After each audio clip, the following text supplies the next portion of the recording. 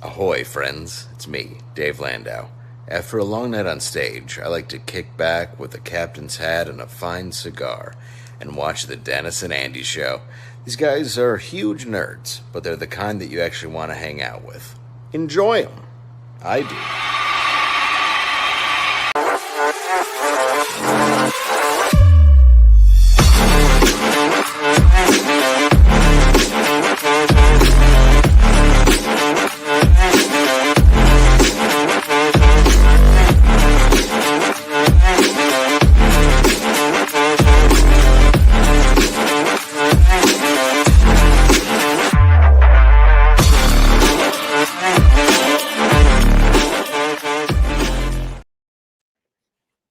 Well, hello, everybody. It is the Dennis and Andy show. Don't adjust your screens. You're seeing it right. It is separate Dennis and Andy. What happened is we, like a lot of the South, and let's make it right. We actually got snow last night. Now, it was only like an inch, if that, but Dennis was a little petrified to drive over here it's only 21 degrees outside, so God forbid there's ice on the road and somebody had a dress on and didn't want to make the drive in the snow. So that's why we're separate. Wow. It's amazing what just flows out of your mouth. It's just like, guys, I love driving in the snow. I already went out today and it wasn't even that much snow. It sucked. I really didn't even get my shovel out. It's just going to melt. Kind of sad. No. I went to pick up my funny books today. Another sad day. Diamond is still screwed up everything. Another sad day. It is. 3 books. 3 books. I can't tell you. This is killing me. Diamond is ruining comics single-handedly. So, yeah, the shop I go to got everything. I got 2. I got G.I. Joe, not the I guess you could say G.I. Joe original, the one. No, it's a real American hero. Yeah. And then I got Wolverine Revenge, Greg Capullo's issue 4 of that. I tell you what I'm reading, though, and I don't know if you've ever read it or not. I got the trade paperback. I still want to get an issue 1. I picked up the trade paperback of Omega the Unknown. From the 70s. Oh, yeah. And I always liked the costume design of the character, but I was never a big Jim Mooney fan, and he's the artist on it. I mean, it's not bad, but I picked up, and I think we did this, or I think I showed him on one of our What Did the Boys Get After a Con? And I picked up issues 5 and 8, and it's only 10 issues, and I got 5 because it's November 5, my birthday, whatever. And I got number 8 because Nitro's in it. And I believe it's his second appearance after his first appearance in Captain Marvel when he blew himself up and whatever. Dude, so have you ever read it? Way back when. And I don't even know if I own the complete run. I have just some. So I know I've read some of the issues. Don't think I read them all. So I never really knew what it was about or anything. So I read it, and I gotta be honest, it's really freaking cool because it's a mystery. It starts off with Omega on his home planet, wherever that is, and he's fighting these dudes, these bad guys, whatever. And he basically escapes in a ship, and that's what takes him to Earth. But then you cut to Earth, and there's this 12-year-old kid, and he's been homeschooled, and his parents are going to take him to school, and he's, to New York to go to school, and he doesn't want to, and blah, blah, blah. Anyhow, they get into this car accident. Both the parents die, and I'm using air quotes because in the accident, it's revealed both his parents were robots, and they basically give him a message and self-destruct. He wakes up in the hospital after a month in a coma. The way he talks is really like intelligent, I guess you could say, for a 12-year-old. And he hears voices and stuff. And there is this connection. And I'm up to issue 5. And there is this connection between him and Omega and they haven't met yet or anything at this point. And I'm just like, this is a freaking mystery. This is awesome.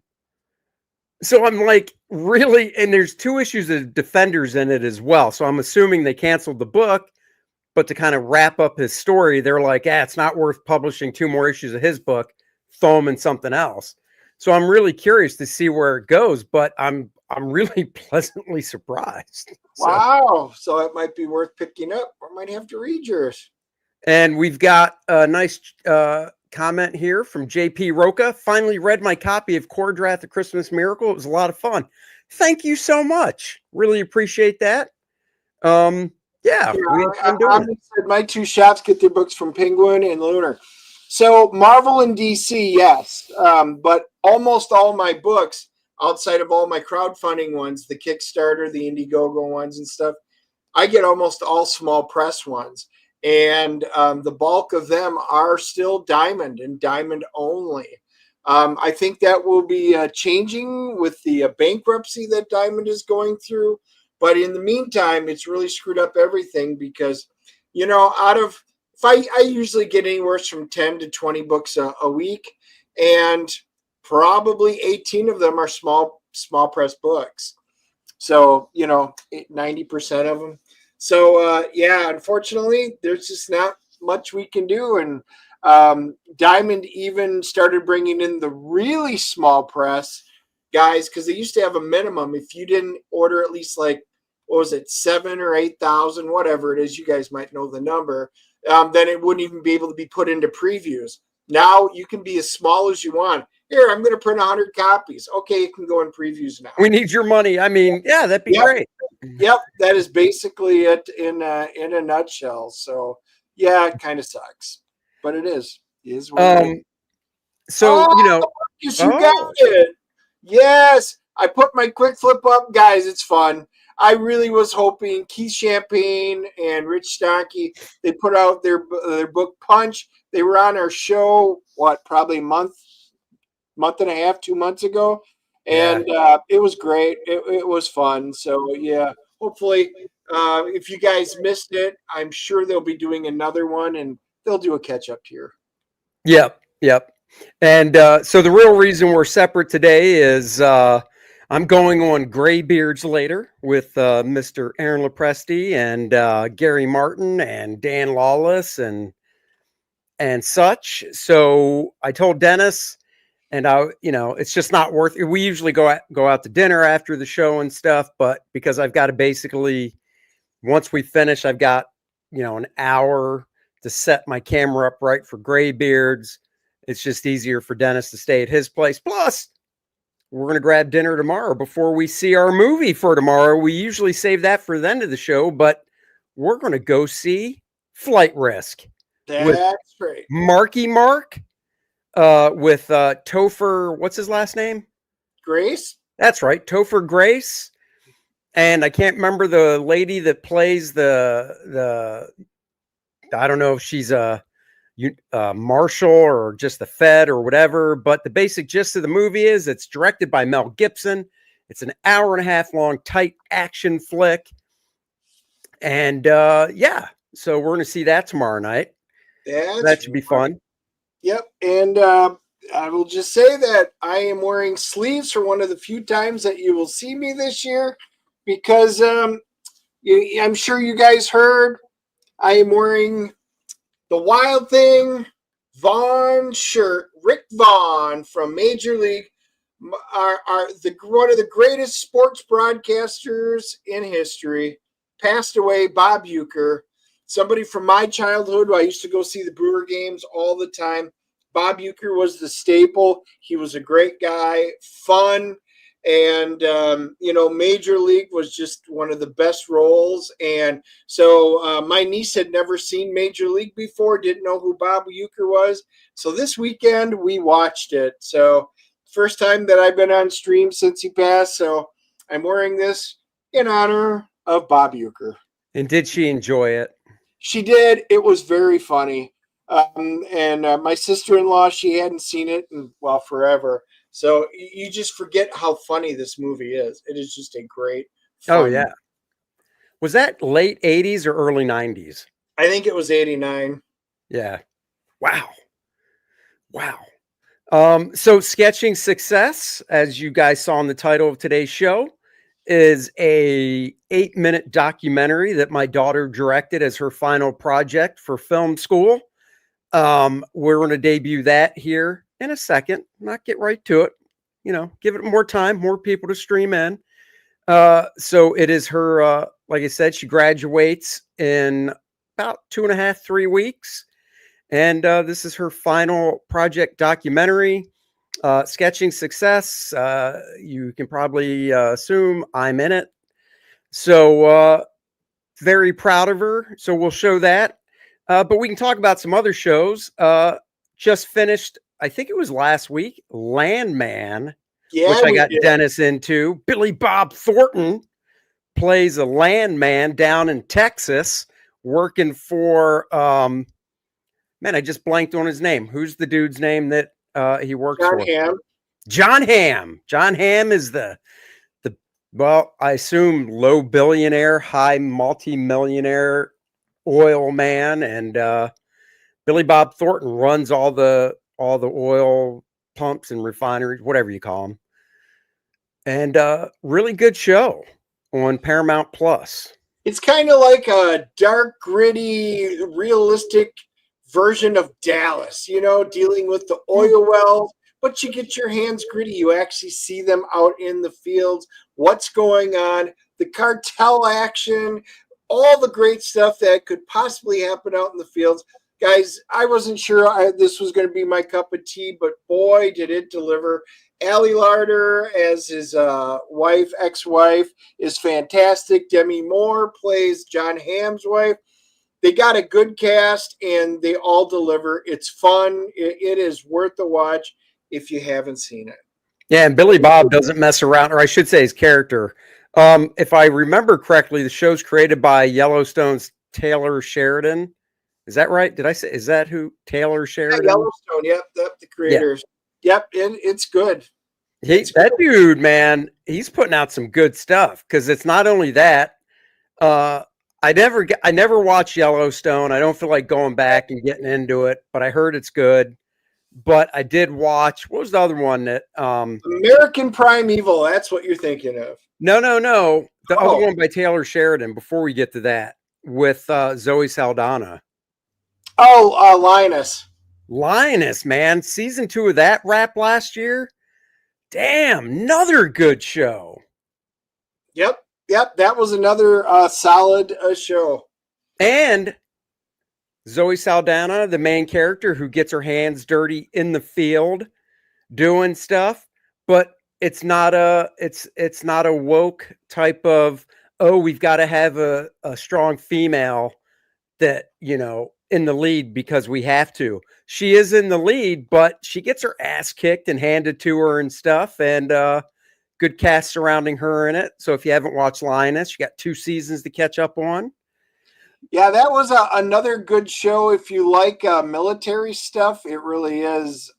It's really a solid watch. And then the cool thing is Linus, James Jordan, he plays a cool character in Linus, and he's also in Landman as also a pretty cool character. So it's pretty awesome that you get to watch it, and then he's in both shows just like that. I know. I was thinking that too. I'm like, they're really kudos acting wise, good on him, because they really are different, characters. But what you brought up, American Primeval on Netflix. Yep. Holy crap. I told Dennis, I said, dude, I binged that. It just dropped like a week and a half ago. I binged it last week during the week, a Monday through Friday. I never do that because I'm usually too busy, but it was just so good. And I told Dennis, dude, you've got to watch this show. This takes place in 1857. It's based, there's a real big battle that actually happened that they recreated. And it is freaking brutal. It is. Dennis, I go, this show is brutal when it comes to the violence and stuff. They're not sugarcoating what it was like back then. So, oh yeah, no, it's good.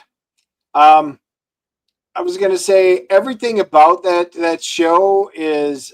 I got my wife to watch it, and I wasn't sure after the first one if she was going to. But Taylor Kitsch, he plays, now Gambit in this one. He's a frontiersman, and Betty Gilpin from The Hunt. That's where I remember her from. She's been in a lot of stuff.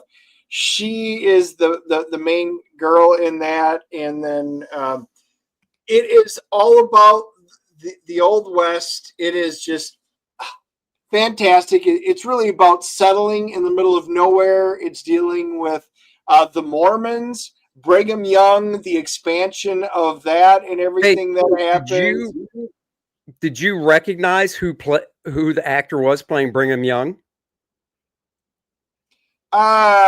You mean when I first saw him? No, just in general. Like, did you finally realize who it was? No. Did you ever watch Sons of Anarchy? Nope. Oh my God, you never watched Sons of Anarchy? Nope. Oh, it was such a good show. Except for if that's what you're saying, you'd recognize him. I wouldn't. Well, my point is, yeah, I mean, there's no point really going on with it, but he was one of the main cast members in Sons of Anarchy. And when he first came on as Brigham Young, he's got long hair. In Sons of Anarchy, he had shorter hair, he had a mustache and a goatee. And I was like, that's not. So I looked him up, and I'm bad with names. That's why I'm not even saying his name now, because I can't remember what it is. But I was like, holy crap. And then I looked up how old he was, and I forgot how long ago Sons of Anarchy was, because this dude's like 68. And I'm like, holy crap. And Sons of Anarchy, that was like, almost 20 years ago now. So yeah, the guy that played Jim Bridger, because this is kind of based on historical accuracy to a point. Jim Bridger, you're trying to figure out his point, but he is a historical figure. He lives to be much older. He was great. He's the one who starts this fort up in the middle of nowhere, and he was great. And with all the frontiersmen that are out there, that is not my favorite period in history that I would ever write or do anything with, but I really did enjoy this. This was good, good, solid stuff. I loved all the characters in it, and they all developed really nicely. Well, like I said, that battle that kicks everything off in the first episode, that was real, And then obviously they incorporated Betty Gilpin's character and stuff to create the story, but that battle happened. And, the Mormons were that brutal back then, which I had no idea about. But the basic gist is in this battle, the Mormons came in wearing hoods, on horseback, and just slaughtered a bunch of people. And they were basically framing this Native American tribe to try and get a war going between the Native American tribe and the white man. And yeah, I mean, it was incredible, because when they shot that battle scene, they did it in one consecutive shot, following Betty Gilpin's character around, running around and trying to get to safety. And they said they rehearsed it for days at this specific time of night, because they wanted this specific sunset and whatever. And then when it was go time, they basically had an hour and a half to do it, to get the lighting that they wanted. And if it didn't, it was like 1917, the movie, where it was just continuous. Yeah, that shot. Yeah. Yeah. And if they didn't get it, basically in that day they shot it, they would have had to reset everything and do it again, which, if it's just resetting guys in an office talking, easy peasy. If it's resetting a bunch of stagecoaches and shit getting blown up and torn apart, not so easy. So you want to usually get it done on the one shot. The funny thing is that the Mormons play a heavy part in this. Oh, yeah. Whenever I hear the Mormons did it, the Mormons, all I do is start going back to South Park. Just saying. I always come up with the South Park references. JP Roca. It's not a movie. It is a TV. It's a series on Netflix called American Primeval. It is 6 episodes, I believe, and they range from 45 minutes to over an hour. So see, once again, Joseph Smith again, South Park. Dum dum dum dum dum. Yeah, but dude, I never knew. Like my knowledge of Mormons is, aren't they the ones that like have multiple wives and just pump out kids? Yeah, That's it. Your entire exposure is sister wives. Yeah. Now I'm like, damn, these guys weren't fucking around in 1857. Holy shit. Oh yeah. No, so that is good. And then we just watched the first episode that came on. Severance is back for season 2. Adam Scott is back, and I was like, oh, if you guys did watch season 1 and you're going to start it, I would at least recommend maybe going back and watching it, because so much happens. And I forgot all the nuances of all the little things, clues that you're picking up from the last episode of season 1 into this one. If you don't, you're fine, but you'll probably pick up more. I might go back and watch it. Yeah, no, Severance is great. But before we get to the debut of Sketching Success, I found this, and Dennis doesn't even know about this. I'm going to share the screen. Dennis, try not to, seriously, on YouTube, the upper left-hand side, it says what you're watching. Do your best not to look to the upper left-hand side. Okay. Is it a video? It's 3 minutes long. Yeah. Okay. I'll tell you this much. It's a short AI made movie, and I'll tell you the title. And then you can go from there in your mind. The title is Thor's Greenland Quest. Okay.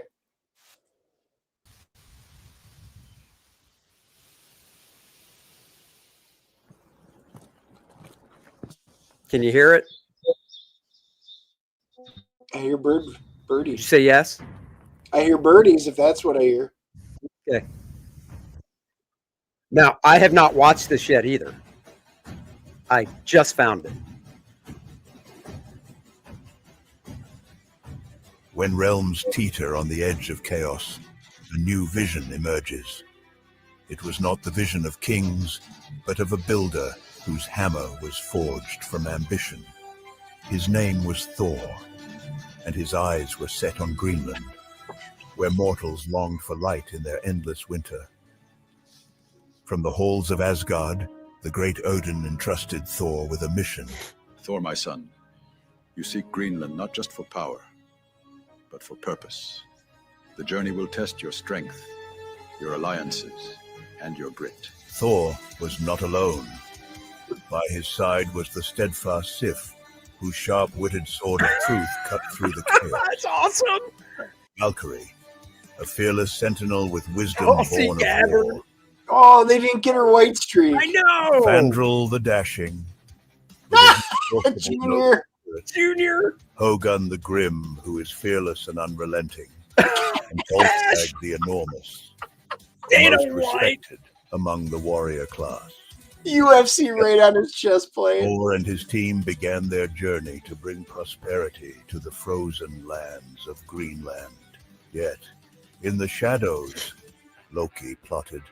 The trickster god, envious and relentless, sought to shatter Thor's vision and keep Greenland in eternal isolation. Through blizzards conjured by Loki's malice, Thor's company pressed on. Through tempestuous seas of propaganda and the icy peril of deceit, Thor and his companions forged ahead.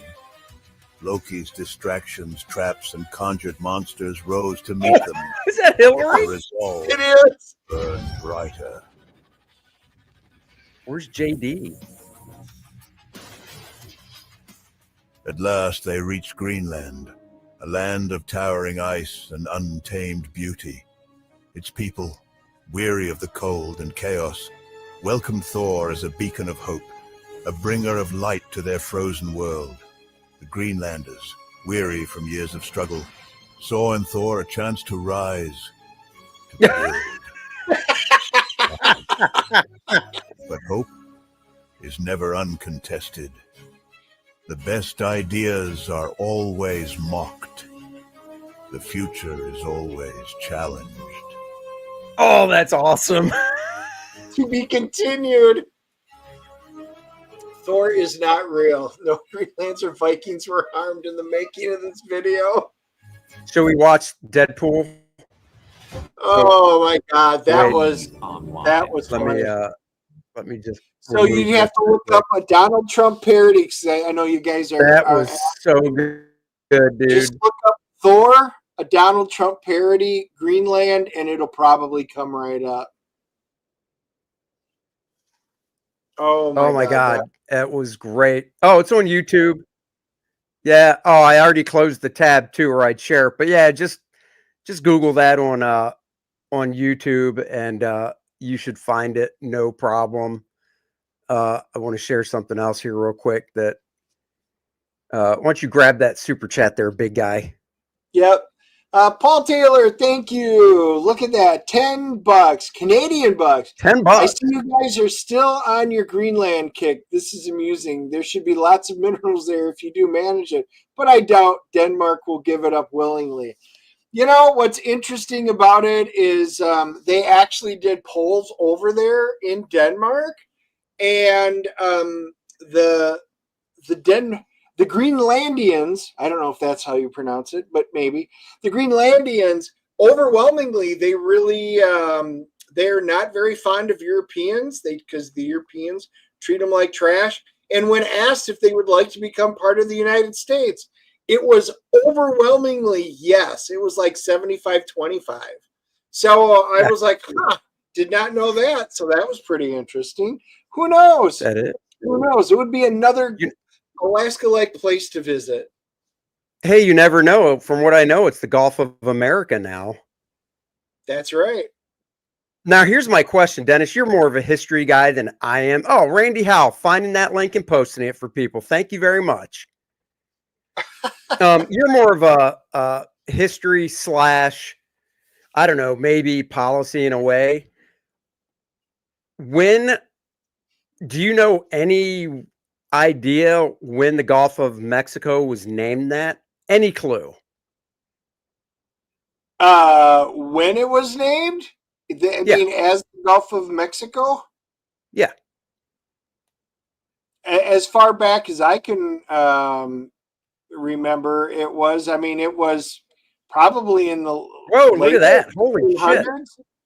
Oh, Agent I was going Club to say late 1600s. Agent Cub said 1609. So if it was 1609, I mean, that is obviously way before the birth of this country. Because my thought is, if it was during the time of the United States, right, and whoever did it, then I would be like, yeah, we'll name it whatever we want. Screw you guys. But you know, I just don't know how that works. I mean, he can say we're calling it that from now on, and I would assume it takes a little more than that to make it so. Yeah. Well, hey, I got something I'll show you guys while you're pulling stuff up. Andy got me something, and I haven't had a chance to do a full flip or anything through it. But guys, this is pretty cool. If you guys are fans, if you were into the Marvel value stamps, this is the visual history of it.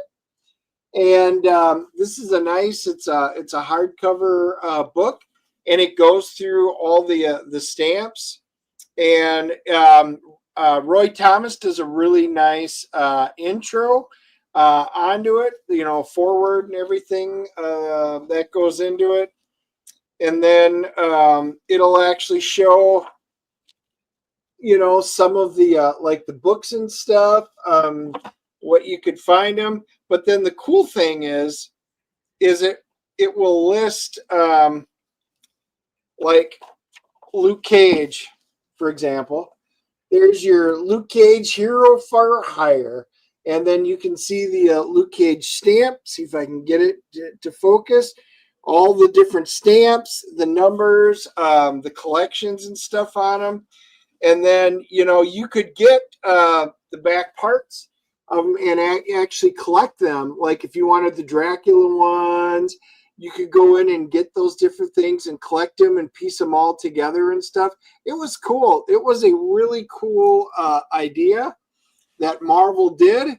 And if you guys are comic collectors, which a lot of you are, that's one of the things you have to watch out. Everybody jumping in and cutting out the value stamps. Grab that one. Randy Howell, $2. Thank you very much. Happy 119th birthday to Robert E. Howard. There you go. I'll say this real quick. So I did, and I'm not, Agent Cub says 1672. Okay. So late 1600s. Well, wait. I went to, on Twitter, I went to Grok, which is the AI that they set up on Twitter. Okay. And I asked it, and it says, the answer I got was the Gulf of Mexico was named by the Spanish explorer Amerigo Vespucci during his voyage in 1497. He referred to the body of water as Golfo de Mexico. However, the exact naming might not have been formalized until later when Spanish cartographers began using this term on maps in the early 16th century. So that's what I found. Okay. So I don't know.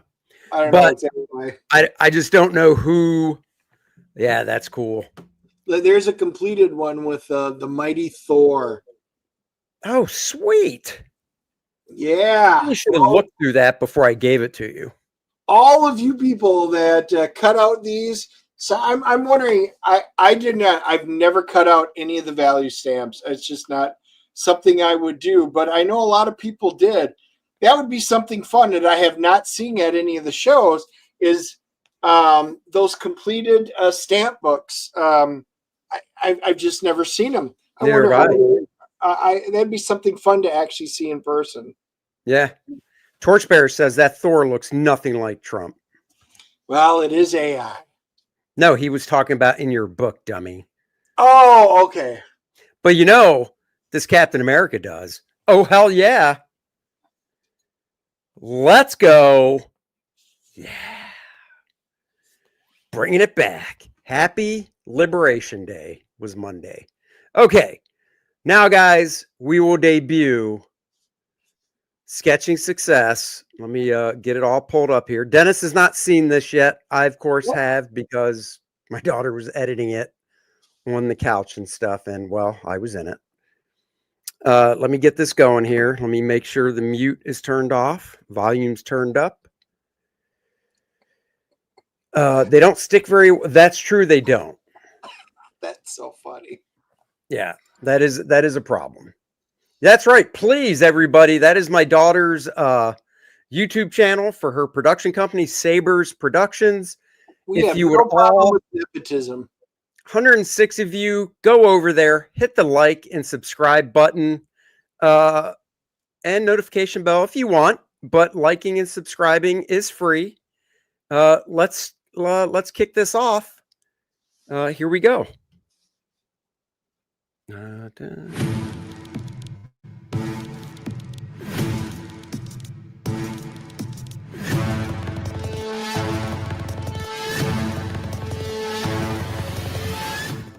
I always loved drawing as a kid. I love cartoons on TV.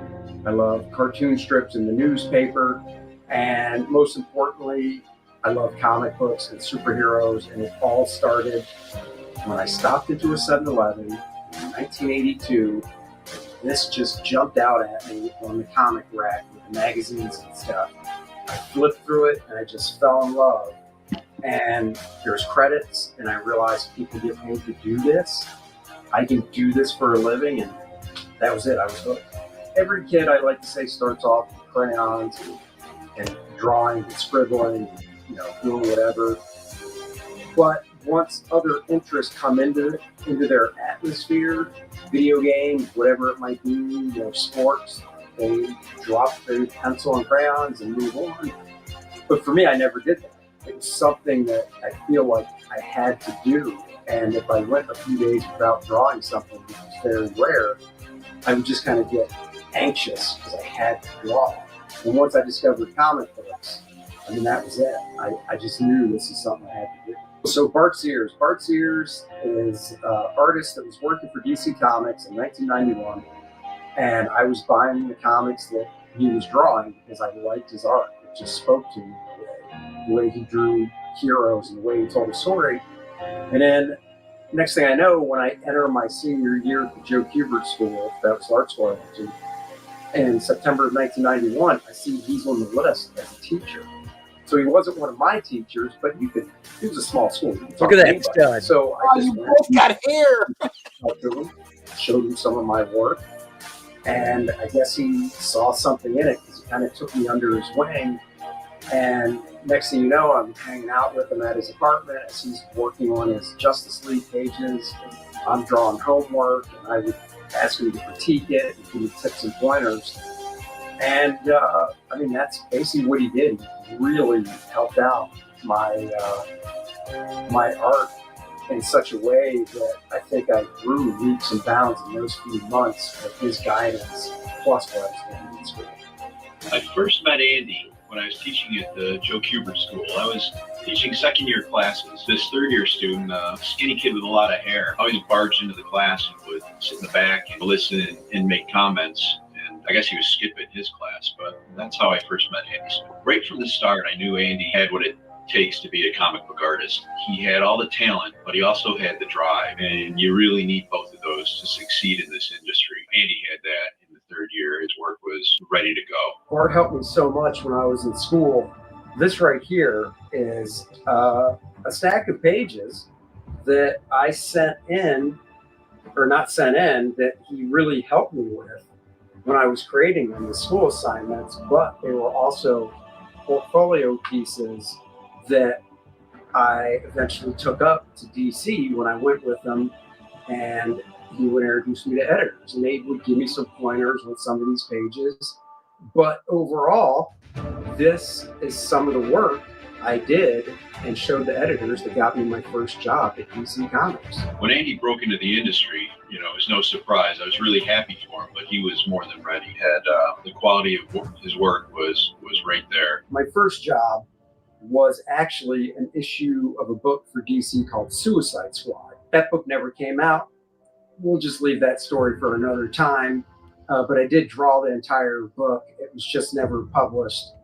But I wouldn't call that my big one anyhow. My big one was this Green Lantern angle #1. This is technically my second job, but this actually came out, so people could say it's the first. 52 pages. I'm basically fresh out of art school. This was very daunting, but Green Lantern, one of my favorite characters of all time growing up, and it's his first angle. So I'd say this is it for sure. I had a great time drawing it. I really enjoyed some of the pages I got to do. Working with the Chicago Bears since 2018, I've been drawing their players as heroes. And what happened was Bart knew the owner of this company called Athleta Comics, and the owner happened to be a player at the time named Israel Adonijah, who is now since retired, but he was planning his future after playing professional I was kneeling football. down. And he had a love of comics, so he created this one company. And he struck a deal with the Bears. He pitched them this ad campaign for the 2018 football season called Monsters of the Midway, featuring a lot of the players as heroes, powers and stuff. And I did a tryout piece for him with Mitch Trubisky, who was a quarterback for him in 2018. It was December 2017, and I got a call from Israel's company asking if I would do this piece featuring the player. I had no idea what it was for. They just said that, it could potentially lead to something down the road, in a few weeks. And I guess I passed the test, because every season since then, I've been doing some stuff right around the draft for the Bears with some of their players. I always wanted to be able to draw my own stuff, my own characters, and I created one when I was a kid called First Man. And about 5 years ago, I realized I wasn't getting any younger, and I saw some of my friends in the business doing crowdfunding to allow them to publish their own books with their own creations instead of working under, a corporate entity like Marvel and DC. And like I said, I realized I wasn't getting any younger, and it's something I should do now before I look back on it, 15, 20 years from then and go, and basically regret not taking that leap. So that's what I did. And I've been doing the crowdfunding thing ever since. Andy's been doing this for 34 years, and that didn't surprise me either. The quality of his art, the breadth and the scope of what he does, it's just not surprising that, he's been doing it for so long and is now, one of the old guys. One thing that surprised me is, from Andy, is that he got into teaching. He taught college classes, private classes, and he even wrote and illustrated a couple of his own how to draw comics books. He's clearly got the skill and the knowledge. It was just a direction I never expected him to go in, and it was really cool to see. It's tough. It's a lot of work. You've got to have the grit and dedication because you're going to put a lot of time in at your drawing table, whether you're working on paper or you're working digitally with an iPad or some other type of digital drawing platform. You just have to remember your desk is going to become your home. So decorate it nicely, get comfortable, and have fun.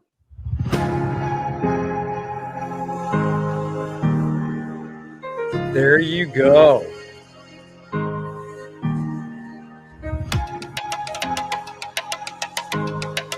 Did you like that little picture of me in my Batman costume as a kid? Yeah, I was going to comment, but I thought I wouldn't. I did like that. You were going to say... I can't wait to see Courtney tell her that she did a really nice job. You were going to say, my God, we're a cute little kid. Yep. The funny thing is, we got to see some of the pictures there. So when we went over to do the show last week, went up to Andy's office, he had his old Marvel superhero role-playing game box laying on the ground. Guys, if you don't know, I still have all my Marvel superheroes, the update books, Ultimate Powers book, all the great stuff from there. So I had to flip through. He's got the old yellow box version of it, the original one. And I cracked it open, and Andy did, my buddy Chad, he does the same thing. He would create a character, do up all the stats, and then he would draw them right next to it. So I got to see really old, oh, look at that. There he is. Yep. See? Yep, he did. I even told him. I says, I just saw Andy. His Green Lanterns, his characters that he created and stuff. He drew them and stuff like that. And I was like, look at that. That is old Andy Smith art right now. That was pretty awesome to see it. If you got that box handy, you should show some of the viewers out there what's in there. You got some fun old Andy Smith art in there. Yeah, I might. But before we do that, let's watch this little 2-minute outtakes that she put together. Oh, my name I like is. it. You hear that? Hold on. I got to turn the volume up. Hi, my name is. Did you hear that boom, whatever, from my computer? Nope. No, if I'm not getting paid for this, He-Man, you're not getting paid. Yes, you've been with me my whole career since I bought you back in there's a year on you somewhere. 1982, I think, is when I bought you. You've been with me through. It's lonely in here. You're not getting paid. Deal with it. At least you're not talking to yourself anymore. No, at least you have a I've got human to He-Man. talk to.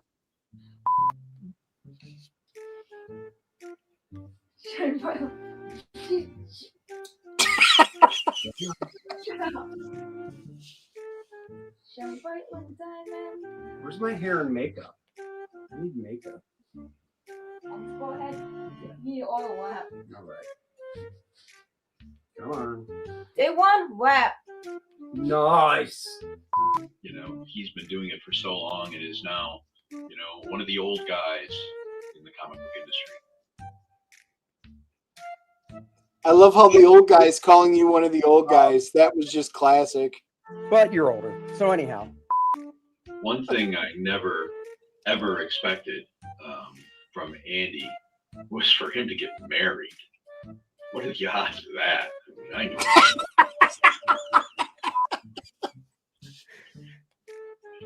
you know, there was this tall, skinny kid that came into class, and he had a lot of hair, which was surprising because Andy has not always been bald. No, this way. Like this? No, like this. Like this? No. Over here. No. This? I don't know what you want. You're such a hard director to work with. Should I cross my legs? Look at go. No, girl said like this. I don't know. What should I do with my hands? Okay. Ooh, I could always use this. No weapons. All right. All right. Well, let's do it then. I know. I need makeup. I need makeup for my shiny head. Stop. Not my jacket. All right.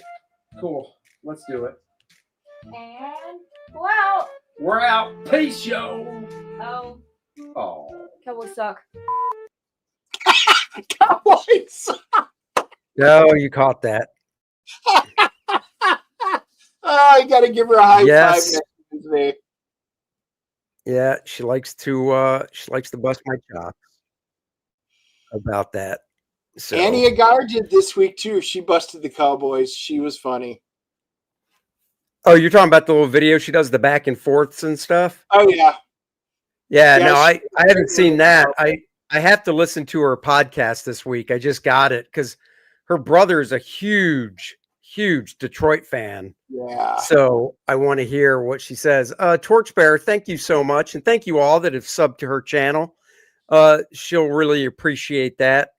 I'm going to tweet it out as well, but I want to show it here first.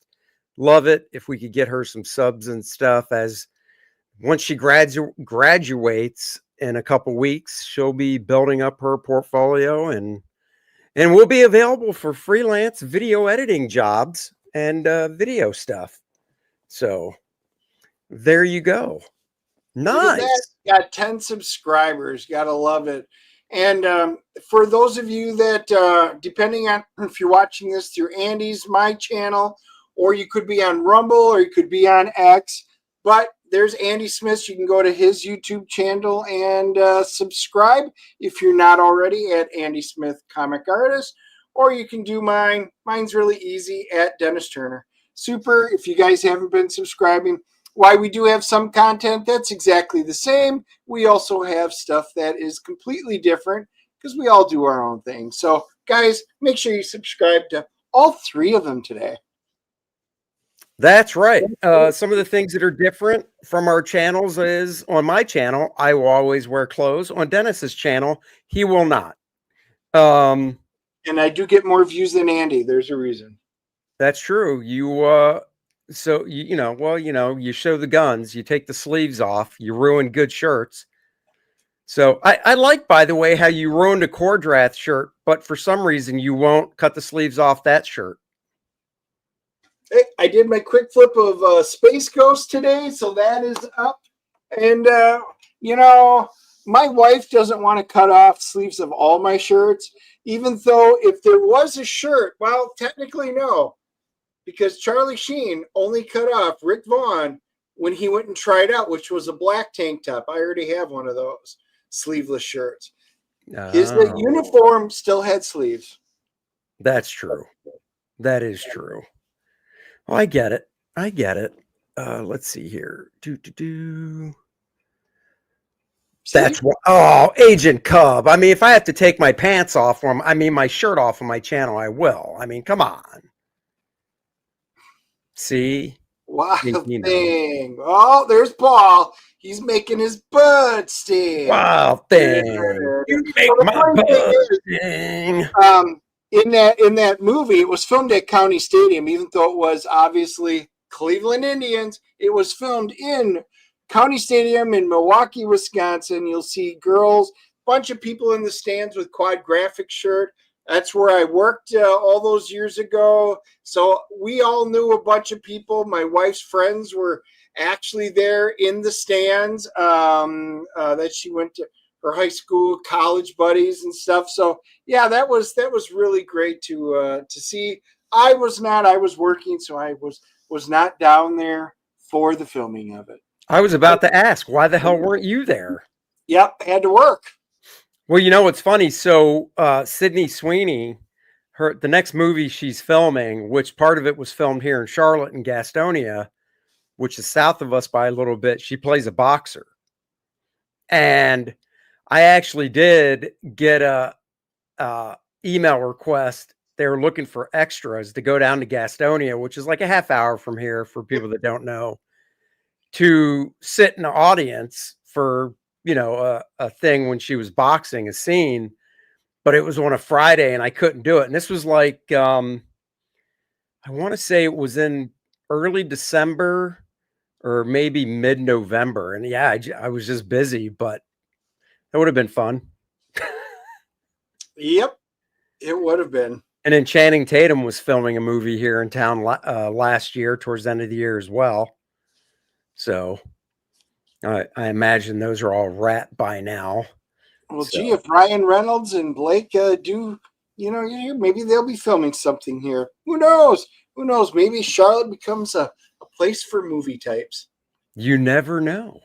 But you know what it is? It is the home to those great guys, those creators of Kor-Drath Volume 2, The Awakening. Guys, such great news. Such great stuff is happening. We broke through the 800 backer count. We're at 802. Let's keep it going. I want to get to 1,000 or more before we close the campaign, which will be happening in either the first or second week of February.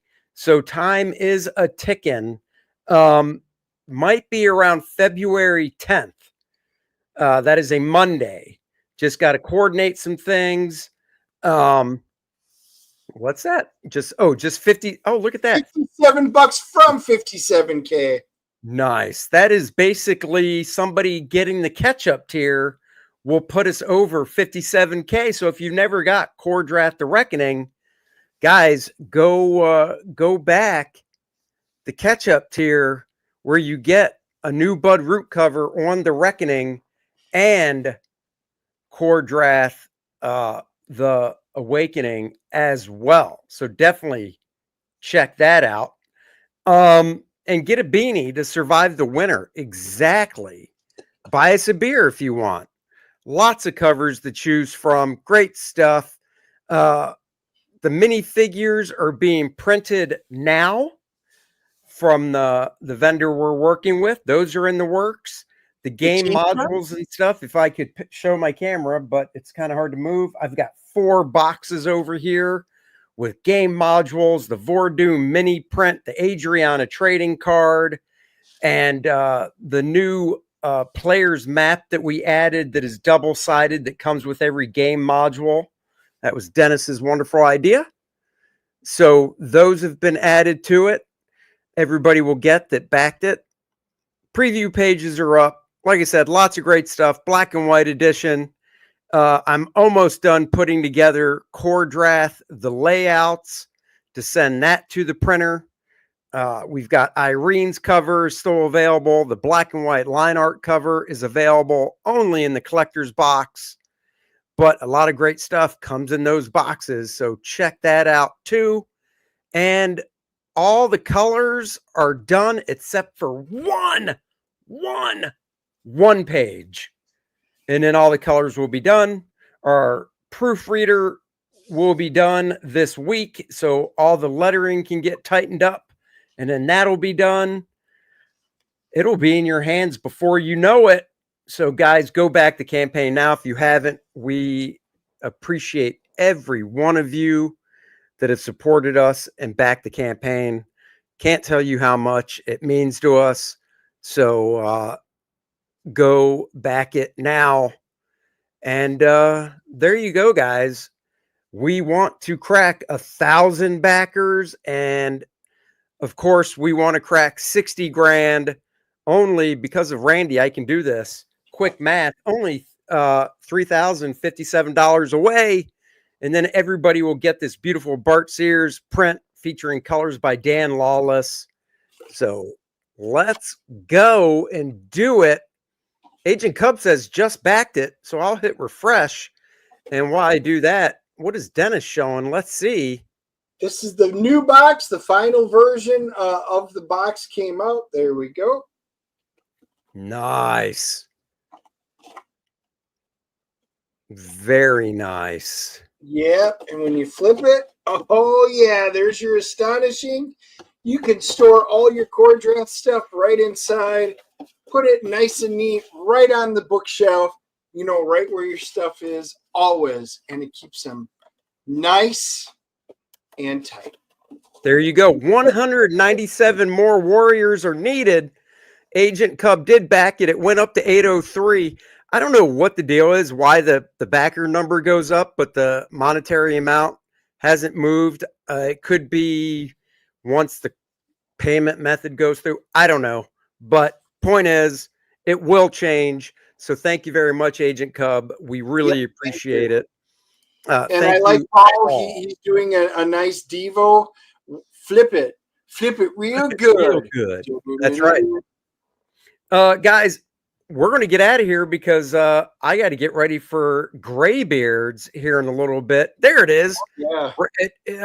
Let me hit refresh again because Randy just posted. So, oh yeah, there we go. I'll just show it one more time. It finally did catch up. So $56,978, $22 away. Let's hope during Graybeards we can nail that. That is one backer away, guys. Thank you so much. We are seeing Flight Risk tomorrow night. Marky Mark, Topher Grace, directed by Mel Gibson. An hour and a half of nonstop action and fun, from what Joe Rogan says. But you know, the two of us give you the straight up review on Friday morning. So there you go. Check it out then. And we'll be back next week. So until then, thank you for watching. Thank you for subscribing to my daughter's channel. Her link is in the description below. So go subscribe there. And we'll catch you guys later. Say bye, Dennis. Bye, Dennis. There, you actually listened. That's why I like